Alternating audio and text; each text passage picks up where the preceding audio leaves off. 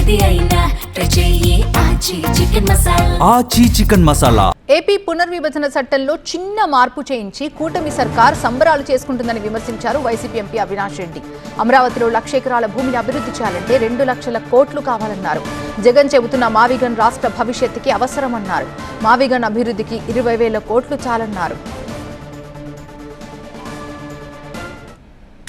AP reorganisation act 2013 ఏదైతే pass అయిందో అది మొన్న 2026లో దానికి చిన్న మార్పు అంటే అమరావతి అనే 2 అక్షరాలు మాత్రమే యాడ్ చేసి ఆ చట్టానికి ఎంత బిల్డప్ 4-5 రోజులుగా ఇస్తున్నారో మనం చూస్తున్నాం. లోకేష్ ఏమో రాజ్యసభలో దండం పెట్టడము, చంద్రబాబు నాయుడు కింద సాష్టాంగ నమస్కారం పెట్టడము, వీళ్ళ పబ్లిసిటీ చూసి నిజంగా ఎగుడు పుట్టే కార్యక్రమం జరుగుతూ ఉంది.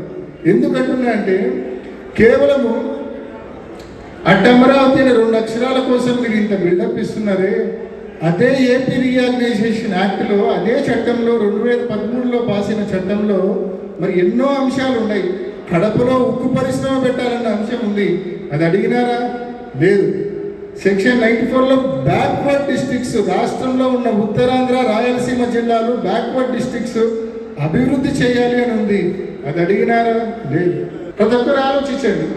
మనందరి మీద రాష్ట్ర వ్యాప్తంగా 175 నియోజకవర్గాల్లోని ప్రజానీకం మీద 1,000 కోట్లు 1,00,000 కోట్లు మనందరి నెత్తి మీద అప్పు చేసి ఈ ప్రభుత్వం ఆ 4 గ్రామాల పరిధిలో 1,00,000 కోట్ల రూపాయలు పెట్టుబడి పెడతా ఉంది.